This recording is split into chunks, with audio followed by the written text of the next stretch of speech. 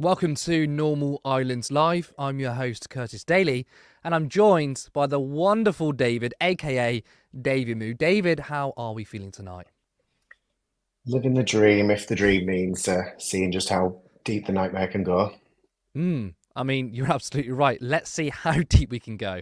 I just want to say, though, it's been too long since you've been on, so in the future, we're going to make sure we platform you more because we want to hear your amazing insights. Now, let's get on to the show. The stories we'll be discussing tonight: Tory leadership contest, Wes Streeting comments on NHS regulation, Tory councillor's wife sentenced for race riots post, and Hamas leader killed by the IDF. Remember to leave a comment as we will be reading them out, so make sure you let us know your thoughts. Now, on to the first story. Last night, GB News held a leadership hustings between Tory party leadership contenders Robert Jenrick and Kemi Badenoch. Let's take a look at some of the highlights. Like most of you, I've been a Conservative all my life, in the good times and the bad. I've always believed that this party is our country's best hope. So we've got to pick ourselves up and dust ourselves down. We've got to end the drama, end the excuses, and just deliver for our country by growing our economy, by fixing our NHS, by strengthening our armed forces. But friends, if we want to do any of those things, if we want to get our party back in business, we've got to begin by delivering on immigration. Immigration is not just another issue amongst many. It is the issue which explains why our party is where it is right now. This is not a general election. We had one of those already and we lost. This leadership contest is not a test of who can make the biggest promises. It is about character. It is about conviction. We are not in government anymore. It doesn't matter what our policies are right now, we cannot deliver them. We are in opposition, so let's use that time wisely. Let's not make the same mistake that the Labour Party made, making lots of promises, waiting and hanging around until the other side lose. We can see where that's got them. What we need to do is come up with a plan that is based on our principles. Conservative principles, the principles that unite all of us in this room and those watching at home. Freedom, personal responsibility, the importance of family. That's what unites us. That is what is going to get us back into government. When people use the phrase culture wars, this is a dog whistle to try and attack the right. We should not fall for it. We are defending our culture. We are defending our country. This broken system is going to need an engineer to fix it. I am an engineer. Just on leadership here, more than 80% don't like you, or 18% don't like you, forgive me, and most don't know who you are. I mean, is that a problem? You're a bit of a generic candidate to be leader. Well, I don't know about that, Chris. You mentioned colleagues in the department. I've got to say that reports are that you're difficult to work with, that you had dreadful meetings, officials telling the Guardian newspaper that you were bullying, they were traumatised by your behaviour. How do you respond to this? I mean, we don't hear the same about Robert Jenrick, do we? Well, I don't know how many of you believe what you read in The Guardian, but if you do, then you wouldn't be here on GB. No, but answer the more seriously, yeah. I am somebody who defends other people from bullies. The people who are causing the problems are the ones that I got out of the department. Of course they've run to The Guardian to tell lies about me, but I know that I did what was right. But the other thing, frankly, we need to do, Chris, is get the 10,000 foreign national offenders out of our prisons. That would be a good start.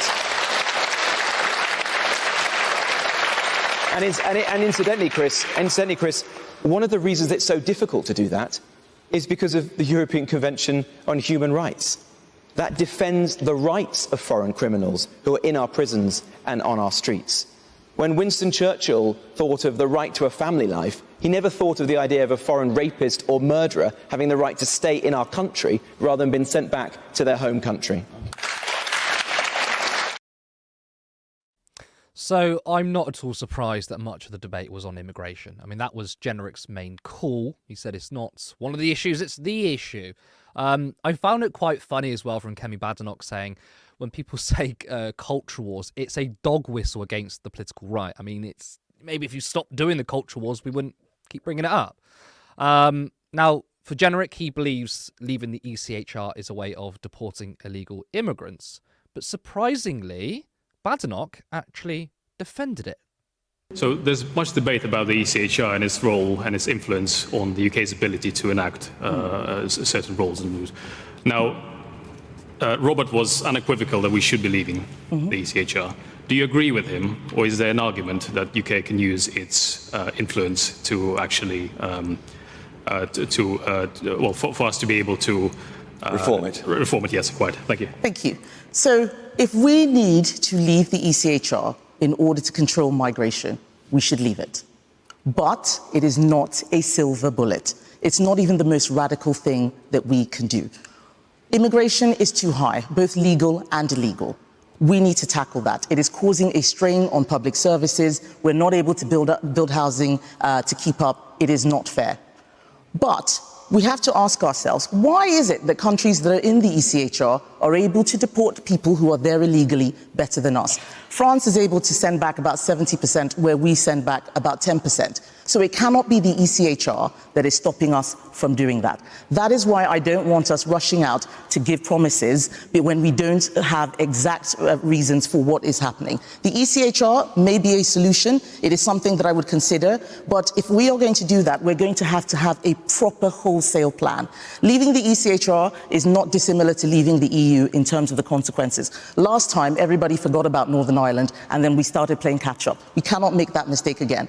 The ECHR is something that will impact Northern Ireland if we leave and Ireland is in there. What are the consequences of that? The ECHR and the Human Rights Act are what I used to defend many gender-critical women who were very worried about single-sex spaces. The ECHR has helped us with freedom of religion and belief. If we take it out, we need to make sure that we have something else to replace it. That requires work, not just a promise. Now, I'm not supportive of the views of gender criticals, but she made a point, which is that the ECHR isn't a partisan issue. David, I want to first ask you about Generic. He made the debate pretty much solely around immigration. I want to get your thoughts on that and his support for leaving the ECHR. The fact that they've linked these two things is really disturbing in the first place. And I think it's really disingenuous to do it anyway. I did some serious research today in terms of what we're actually talking about in terms of figures. So first of all, you need to think about what the ECHR protects. It protects you from freedom from torture, coercion. It makes sure that you have access to genuine legal protections and fair court cases, right? They want to talk about illegal migration primarily. Obviously, everyone wants to focus on the small boats, okay? In 2023, 1.2 million visas were granted. If you want to think that's a high number, that's fine, but we're also factoring in how many people are coming here on student visas, on tier 2 visas to do shortage jobs and stuff like that. That's a significant proportion of legal migration. 29,000 people came on small boats. That is 2.5% of migration, okay? Out of that, 3/4 of them end up applying for like refugee status and being granted it. Out of that, sorry, a significant proportion get it granted, a small proportion, as Badenoch mentioned, get deported, right? The ECHR's UK-specific workload is about 2% of the entire set of the ECHR's workload in general. Out of that 2% that's the UK's, 15% of that is to do with legal migration cases. So what we're looking at here is a small number come, a small number are rejected, a small number go to the ECHR. Out of that, a tiny proportion actually get a judgment because the ECHR has a massively high threshold in terms of actually giving out a judgment because you have to prove that your human rights have been violated. So we're talking about an astronomically tiny number of people that will actually get their case heard and sent back to the UK. Do we really want to pull out of a convention that protects these fundamental human rights for this tiny number? Because I don't know about you, I do not. And I think it's insane that the Conservatives are still having this bloody discussion that was decided in the election we just had because Sunak put it front and centre. Now, I mean, Kemi made a point here, which is that, okay, well, there are certain things in the ECHR that we need, and you've just pretty much listed the things we absolutely do need.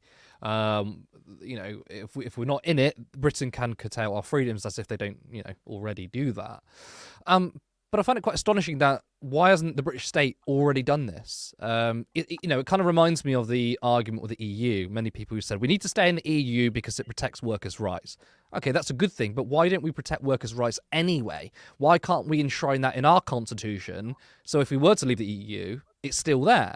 I find it strange that no one's doing that now, because even though I don't side with these people when it comes to immigration, she could easily make the point, and what she sort of did, but Generic doesn't, that basically we can leave the ECHR by curbing immigration, but all the things listed about freedom of religion or, you know, not to torture, all these basic human rights should be enshrined in law. The fact they're not bringing it up leads me to believe that immigration is euphemism to strip people of rights, because obviously you ask people, do you want to leave the ECHR? Which no one's really asking that question. I don't think it should be up for a referendum or anything. But if you were to ask someone, especially someone who watches these debates, they may say, yeah, we should because we can't curb immigration. But at the end of the day, your rights are going to be removed as well. Would you agree with the assessment, though, that it is a euphemism to use immigration as an issue for, you know, putting up the debate of leaving the ECHR so the government can strip away everyone's rights? Absolutely. The thing about it is, you know, was it 98? Tony Blair was in for a year, and he did the Human Rights Act, which brought all of the protections of the ECHR into British domestic law. So these things are, you know, to an extent enshrined in British law. The reason the ECHR is so fundamentally important is if we had a bad government that was going to breach these things, the ECHR is there as a bulwark of protection. That's exactly why it's so frightening to even talk about pulling it out. There's nothing to do with immigration, because it doesn't really affect that in terms of what's discussed there. What's discussed there is wider abuses, usually perpetrated by something as powerful as a government, which is why this is so scary, because it's such a transparent attempt to have these discussions about fundamentally attacking people's human rights. And this, it's not just about selective human rights. Obviously, it's really frightening to see people talk about foreign people deserve less rights than us. Where are we seeing that debate happening, you know, on a national platform at the moment? But for us as well, it's overall frightening because it's nothing to do with the issue that's being discussed. And it's, again, it's, you know, she mentioned the EU and leaving the EU. It's another attempt to weaken protections for us and make our lives worse whilst pretending it's about this central issue that people care all so much about, and it won't even affect that. I mean, I was very surprised that Kemi Badenoch did actually come out and kind of defend the ECHR, because she is someone who loves to use culture wars, something she's very happy to do. But defending the ECHR against Robert Jenrick, I find that quite surprising. I'm not sure if I believe her, though. Although, I mean, you would think, though, that she would lean into the culture wars in order to win the membership and then pivot into a general election. But at the end of the day, I can't find many Tories who are trustworthy, if any of them are. Now, look, we've got a lot of stories to cover, and I think that is probably the least significant out of all of them. So I don't want to spend too much time on it, so we are going to move on to our second story. Now, after Keir Starmer announced that he would deregulate parts of the economy to woo business capital, it didn't take long for Health Secretary Wes Streeting to jump on the bandwagon. When asked if he supported more deregulation in the NHS, he said this. This argument about pro-anti-regulation, which has sometimes fallen into a left-right argument, has often not been the right debate in politics. So he's wrong then, the boss of good. No, actually, I agreed with him very strongly, actually. I mean, take the NHS. We have huge amounts of regulation, and of course it concerns the provision of health and care. That's patient safety, it's life and death. Really important that we have regulation in place. My observation, and in fact some work that's currently being done at the moment to review our health regulator, finds that there is actually so much regulation that the people regulated aren't clear about what it is they're supposed to be doing. And we've got multiple regulators who are often colliding with each other and working across each other. So more regulation doesn't always mean better regulation. So don't you think there's too much regulation in the NHS in some aspects then? I do, and I also think there's far too much regulation in the economy. Now, one of our viewers did say that Wes Streeting needs a content warning, so I apologise on behalf of not giving you that. Now, his comments on NHS regulation, this actually prompted a backlash from the British Medical Association. The British Medical Association is presently supporting legal action against the healthcare regulator, the General Medical Council, for failing to properly distinguish between actual qualified doctors and physician associates. In this case, deregulation of what defines a doctor in order to bring about a cheaper health service could well impact patient safety. Now, what's very interesting here is the government announced that they will give away Ozempic, a weight loss drug, for free. Now, the idea behind it is to give people who can't work due to their weight, apparently, this in theory will make them fit for work. These will be targeted towards overweight and unemployed people. Now, how would this tie into NHS deregulation? Well, it's very possible that it has something to do with this. Since 2022, Kazim Katay had donated a total of £50,000 to the Labour Party. Kazim Katay is CEO of Nova Holdings. Nova Holdings own controlling stakes in weight loss drugs, Ozempic and Wegovy. Today, Labour plan to force weight loss jabs on the unemployed. So, is there a correlation between Wes Streeting personally taking hundreds of thousands of pounds from private healthcare firms and coming up with the ideas to give away drugs meant for diabetes for weight loss, and now coming out in support of NHS deregulation? The connection is hard to ignore. David, Streeting says there's too much regulation in the NHS, but is this a cover to give even more commercial involvement in our health service? Yes, I have to be that blunt. Yes, it absolutely is. Wes Streeting a couple of years ago took his plans for the NHS to a right-wing think tank, and he received a lot of praise from what he said there. He was very transparent about the fact that his plans to speed the NHS up involve greater infiltration of private entities into public healthcare. And the problem is, this involves my old career. It's what I used to do. I used to supply locums to the NHS. And the big concern is, whether through ignorance or design, Streeting is ignoring that a huge pool of privately employed healthcare workers are dual employed. They don't solely work for private healthcare interests. They do both. There's a lot of reasons why you would want to do that. The NHS has the training scheme and a very generous pension scheme, as I remember. But also privately, you get paid better, your contracts are more flexible, and you're free to do more things. So the problem isn't that, like, Streeting's trying to sell his plans as like access to this, secret cavern of healthcare-ness that's just not there, because a lot of the people that staff it actually also work in the NHS. And what's going to happen with those people is he's going to force a choice to work more with private entities and actually lower the capacity of the NHS, because they'll be over there seeing people privately at a premium that we will pay because it's free at the point of use, instead of seeing people in the NHS by dealing with the contracts that they had forced on them in 2015 by Jeremy Hunt. Now, obviously, he was saying in that clip there that there's a lot of regulation that gets in the way of providing healthcare. Do you think there's anything to the argument that some regulation is a burden? Or is this complete nonsense? Because I'm sure there are a handful of regulations that do not make sense whatsoever. In fact, may even prop up the private involvement in the NHS. I mean, as someone who's worked in the NHS, is this something that you agree with? Is this something that you think there may be some forms of regulation that should be scrapped? Absolutely. That's one of the things that I found really frustrating when I was recruiting. I used to recruit locum consultant and specialty doctors for specific positions for the LTHT Trust. And there are regulations in place that make it incredibly costly, time-consuming, stuff like that. And if that's the kind of deregulation we're talking about, that's just a common sense modernisation of an NHS that's existed in a very similar form for a long time. But is that what we're talking about? And it's this murky lack of transparency that Labour is really typified by in this new form that really annoys me, because you have him saying we need to deregulate the NHS and not giving us any clue, but alluding to private bodies. You have Rachel Reeves talking about deregulating the building industry. And what are we talking about here, Rachel? Are we talking about moving away from the regulations of the EU with the environmentally friendly toilets? Or are we talking about moving away from things that make housing generally less green? we need specifics, so we can't make a judgment, and it's all supposition. But because of the lack of trust in Streeting as a person, because he's frankly on a personal level obnoxious, but also has worked with a lot of right wingers and is receiving praise from ex-conservatives, it's concerning, and we're allowed to question these things. And I think until they're more open, we're going to keep asking these questions.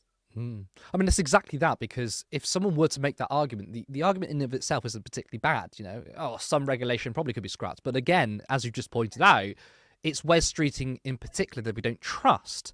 And that brings me on to Ozempic, because we know that Wes Streeting has taken hundreds of thousands of pounds from private healthcare companies. The Labour Party has too.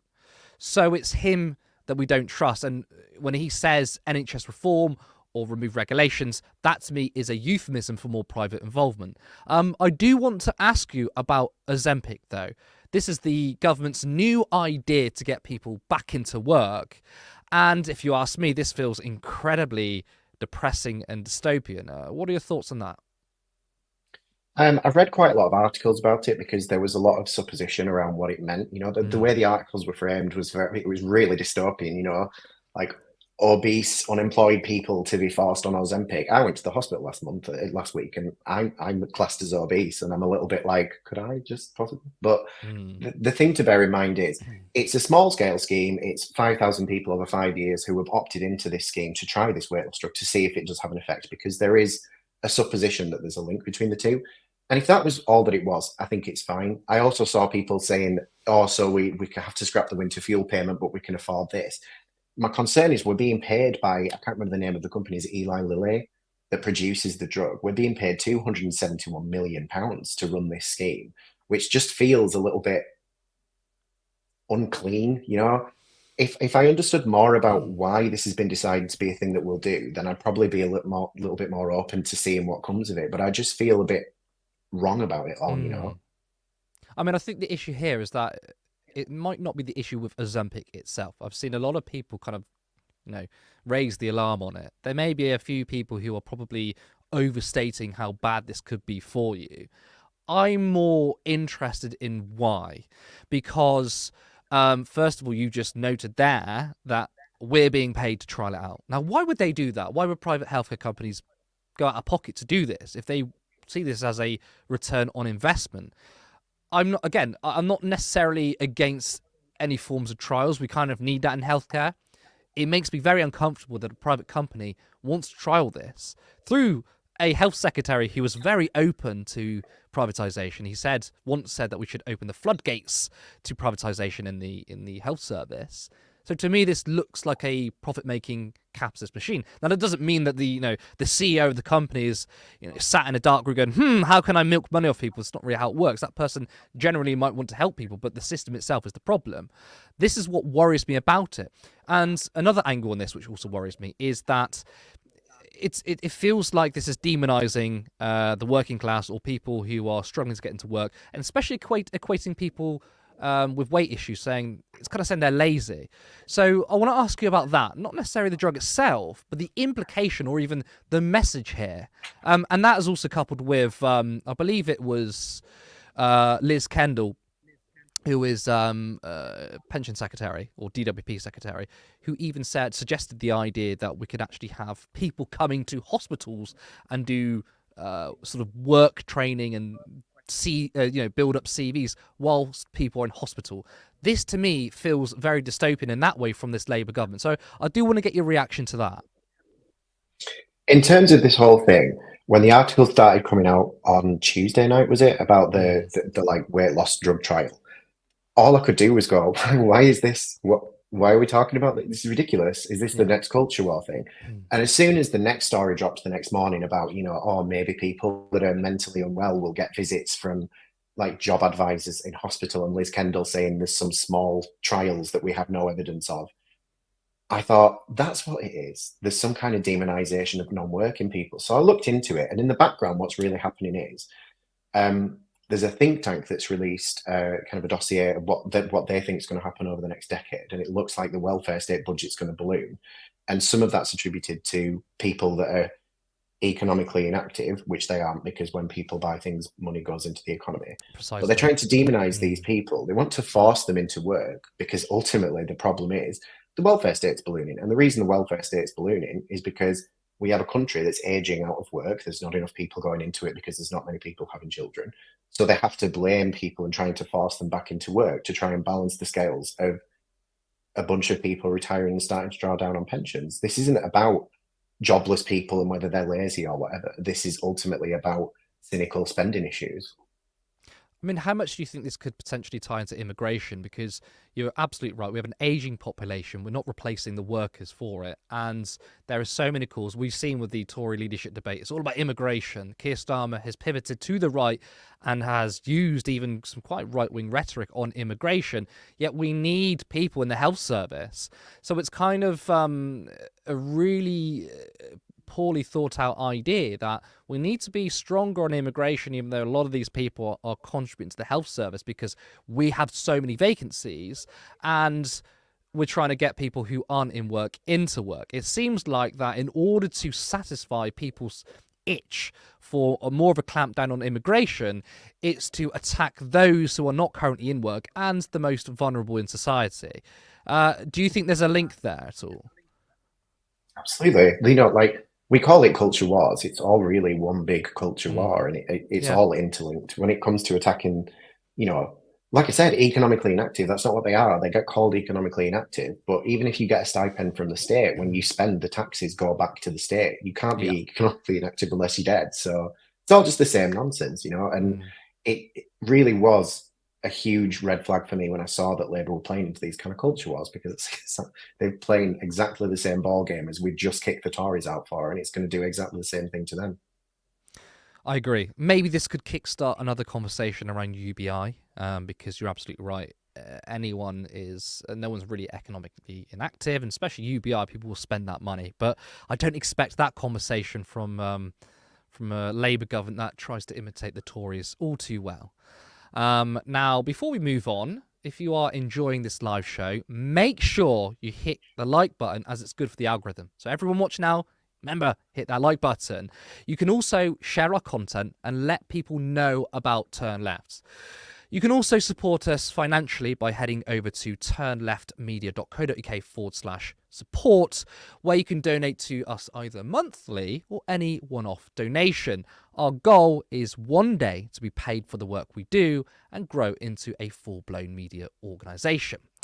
Now, I think we should probably go to some of our comments. Let's go to the first one.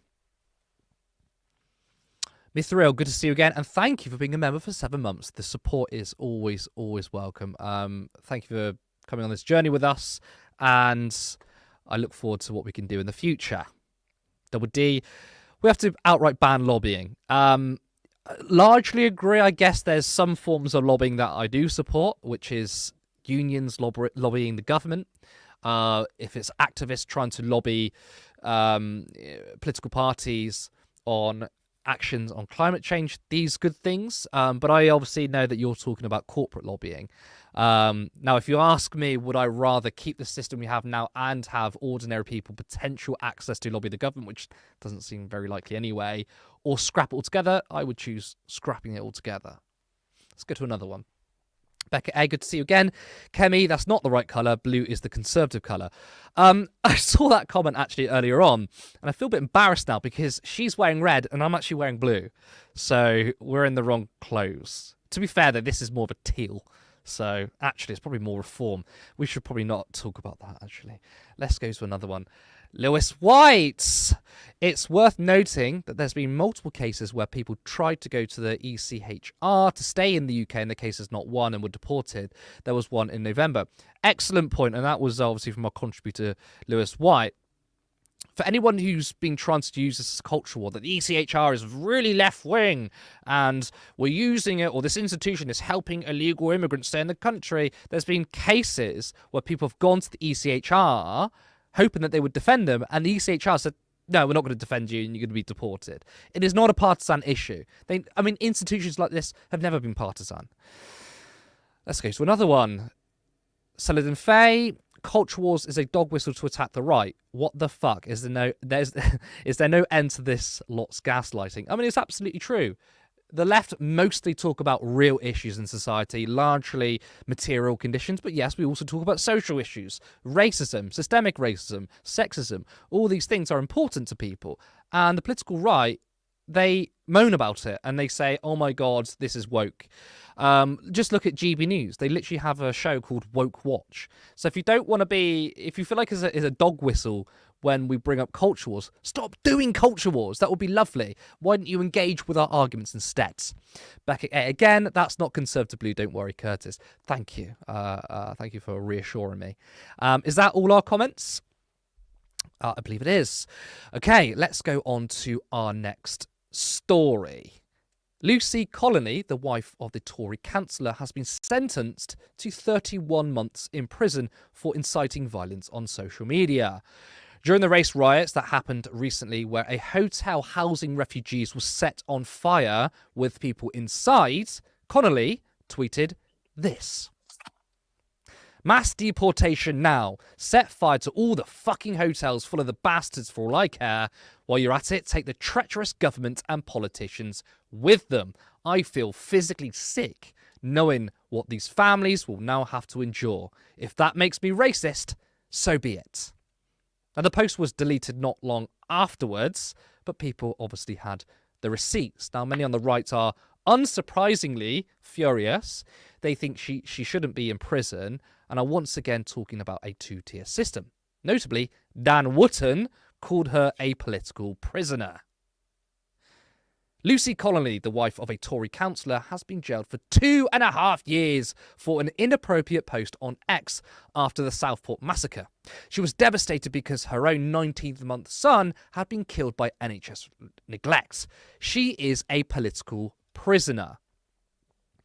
Now, it just goes to show how much Conservatives want to play the victim. Now, Connolly did lose her 19th-month-old son, but that doesn't mean you then need to incite racial violence. David, many including Dan Wootton think a prison sentence is not deserved, and in fact this is the government clamping down on political opposition. Your response?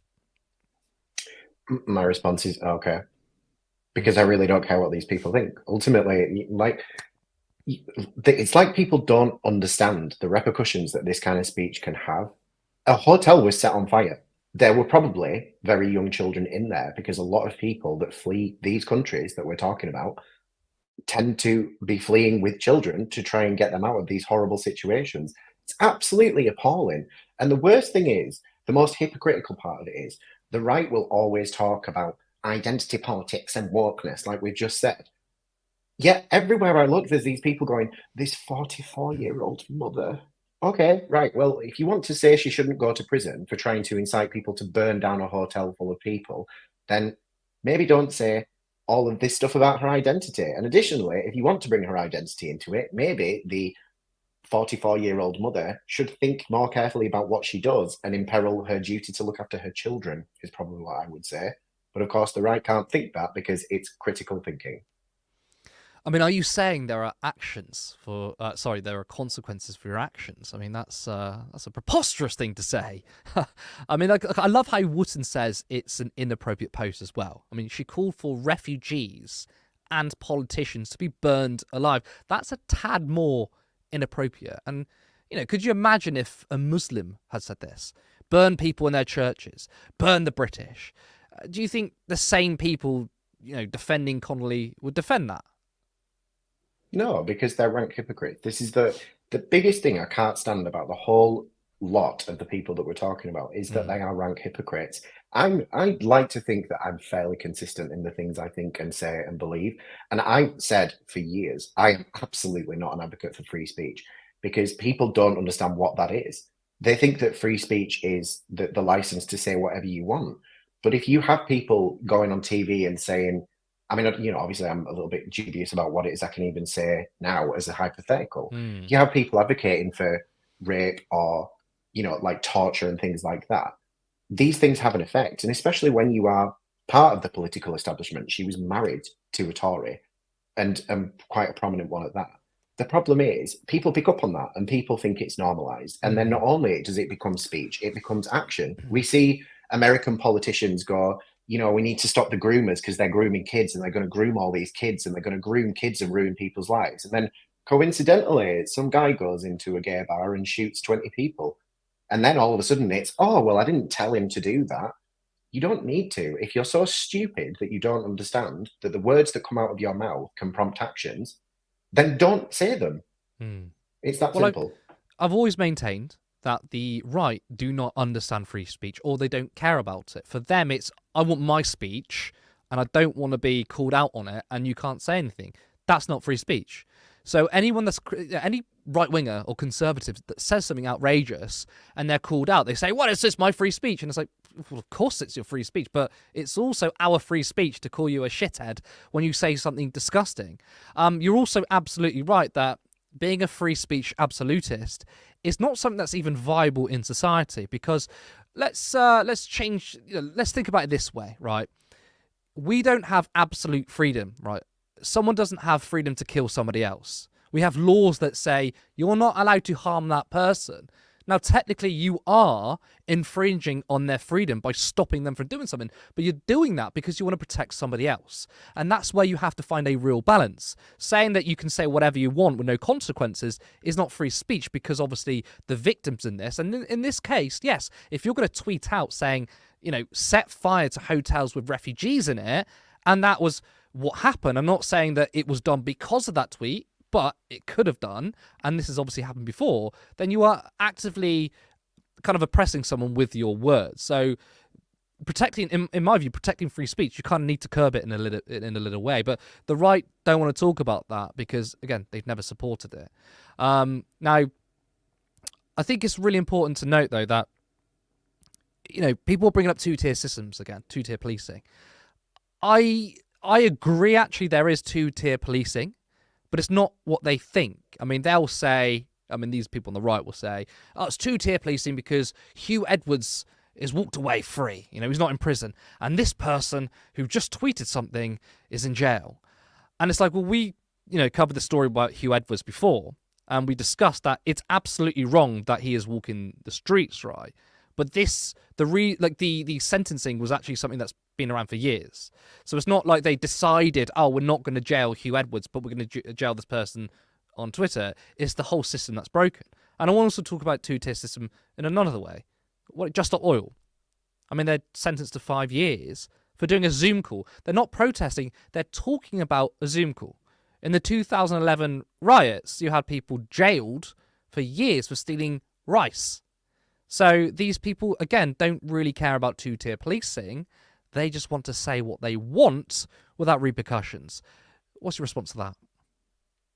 That's the essence of it all. They're so keenly obsessed with the idea of being able to say anything without any kind of repercussion, without any discussion. And it's absolutely insane to think about that. But then this is the problem, really, that there is merit and weight. The thing that I find a lot arguing with right-wingers is that there's the seed, the nub, the very sort of like whisper of a point, but they just hair off in the wrong direction. It's like all the people that get angry about the World Economic Forum. Yes, the World Economic Forum is bad because it's a giant lobbying group for billionaires.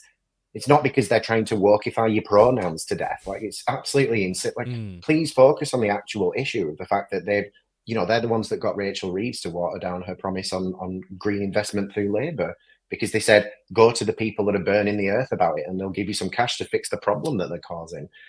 It drives me crazy dealing with right-wingers, because I'm like, I understand why you think this is a problem, but you're wrong on the fundamentals of it. And it's not some kind of like diametric I'm right and you're wrong thing. It is just this simple, can we not just have a normal human being discussion about it? But every time I try, I just feel like I'm going crazy. It's exhausting. I do love that, though. That should be the slogan, WEF, wokeifying your pronouns. That's something that maybe they should adopt. I do like that. But let's move on to our final story of the evening.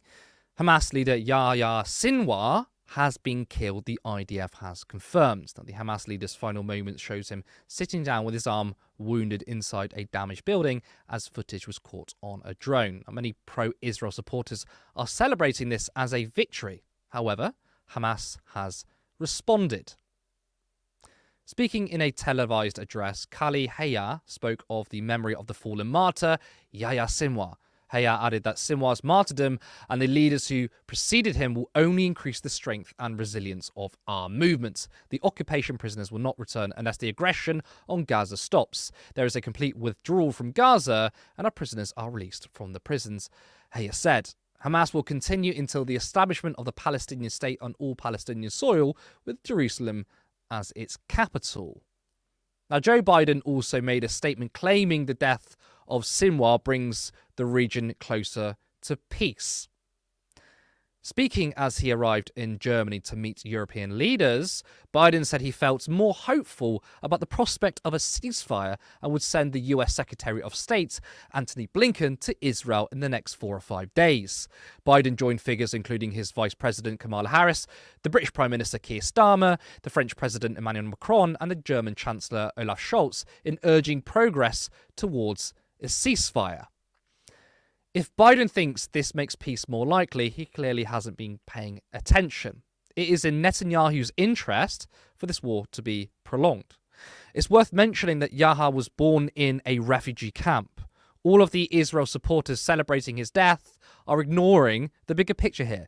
It's not about whether Sinwar was good or bad, and for any avoidance of doubt, I do think he is bad, but the fact that the conditions created him and will create another Sinwar. David, do you think this is in any way significant? Do you think this is a big blow to the resistance to the occupation? Or does this make no difference whatsoever? I think it makes no difference whatsoever, but to say that it's going to tip the scales and things like that is like, first of all, it shows an astounding ignorance of how Israel's been operating, the things that we've all been watching. But it also, to put it completely bluntly, Israel's been doing an absolutely amazing job of recruiting absolute legions of people to Hamas, or at least sympathize with them over the last year. So the idea that the death of one man is going to somehow fundamentally change something on this scale is absolutely ludicrous. And to see someone as powerful as Joe Biden either try and take people for fools or genuinely believe something that's obvious garbage is frankly quite embarrassing, but nothing more then I would be surprised in terms of what's come out of America over the last year. It's very transparent. You know, Biden himself has stood in front of Air Force One and said, I'm a committed Zionist. So when it comes to that, you know, I frankly really don't care what people think anymore. I don't trust what comes out of Israel. I don't trust people that say that they're Zionists because it's very obvious that they have a huge bias towards what's been happening. And the big problem really is that it adds to this erosion of trust in politicians in general, never mind left, right wing. You know, supposedly the good guys are in both America and the UK now, and we're still doing this. So, no, it's not going to make a big difference. It's continuing to compound the lie just means that we all feel exactly like we have, which is that we can't trust them. I mean, it's a good point you made, though, that Israel has done a really good job of recruiting people to Hamas. And, you know, for so long, they said that Sinwar was hiding away in tunnels, and, you know, he was basically taking all this money or whatever, and he was leaving people on the front line. I mean, he died on the front line. Actually, I mean, my producers just confirms to me through CNN 20 minutes ago that he was killed with a shotgun to the head. So they've made a martyr out of him. I mean, they've really messed up here. Showing footage of a man who's wounded and then you kill him. By the way, you're doing it through drones. You know, I mean, you're filming someone through a drone. If you juxtapose that, you can see someone who's there on the front line versus people sat in a room with a computer. A cowardly way of doing it. But you're absolutely right. It is a recruiting tool to Hamas. Now, what I find very interesting is, again, many Zionists and pro-Israel supporters, again, I don't trust what they say, but they're trying to make out Hamas and specifically Sinwar as this ideologue. Now, of course, he is definitely one of the more radicals of Hamas, right? Again, I'm not saying what he did on October 7th was good. I've always condemned it. But, you know, Hamas doesn't exist in a vacuum. In fact, actually, Netanyahu propped up Hamas. But Hamas and October 7th and Sinwar, these things wouldn't exist without the occupation. And I referenced earlier that Sinwar was born in a refugee camp. Yet these people seem to think, oh, he's just him, Hamas, they just hate Jews, they just want to kill them all. And it's like, can you not understand the material reasons behind it? Now, compare that to Zionism, on the other hand. I mean, I feel like that is way more ideological. I mean, you've got Netanyahu, who's a very powerful man. He's hardly struggling, is he? There's not really any material conditions behind in that force him to become radical. He has a belief in the lands being owned by Israel. That is ideological. But to look at Hamas through the lens of, well, they're just bad people and that's it, it's not true. But also, even on the Israel side, you're not going to defeat them if you think like that. Because again, as we've just seen, they've killed the leader, but it looks like it's a recruitment tool again. It's actually probably rallied the troops even more. I mean, would you agree with that assessment? Absolutely. I don't know why they think that this is something to brag about, because even if things were different, even if things were being reported differently, ultimately, again, you've killed one person at the cost of killing tens of thousands more. I mean, I saw a figure earlier, and you know, I've tried to confirm it before I came on because I knew this would come up. We're talking over 100,000 people that have been killed in Gaza, and as well, I saw footage today of an Israeli person that's that works with peacekeeping orgs that work in the area, and she was being attacked by fellow Israeli Zionists because she was helping Palestinians pick olives. She got hit so hard in the side with a bat that she had to get taken to a hospital. You know, you can say what you want about Hamas and about the things that are coming out of Palestine and you know, October the 7th and blah blah blah. It's not to belittle those things, but ultimately I see that violence as a symptom of a larger disease, which is occupation, which is apartheid, which is mass slaughter, starvation of people that live in a certain area, refusal to send in vaccines.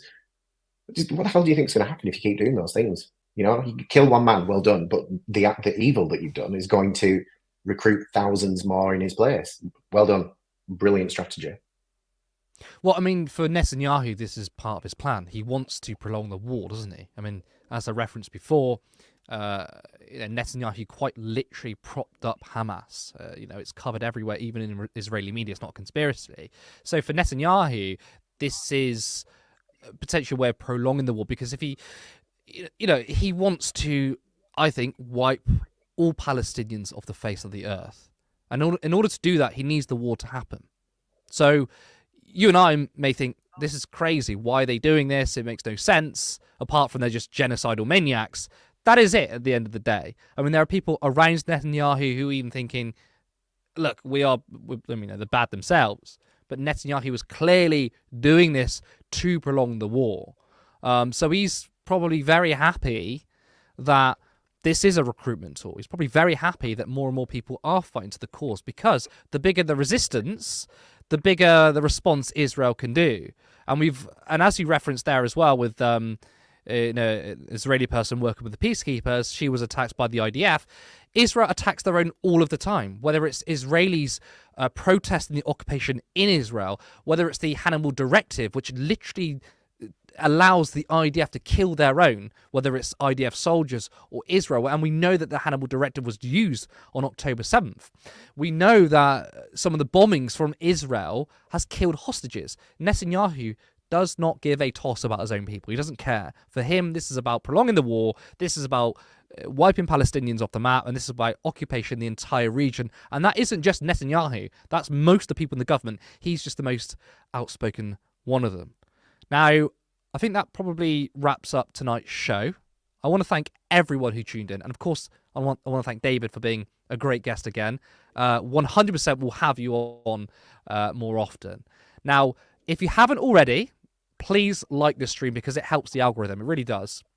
It takes you 2 seconds. So if you haven't done it, hit that like button. If you want to see us grow, then you can donate to us by going to turnleftmedia.co.uk/support. There you can support us either monthly or any one-off donation. Help us become a full-time socialist media organisation. I'm Curtis Daly. Thank you so much, and we'll see you next time. Support independent media. Support social justice that's there on social media. Thank you. Turn left.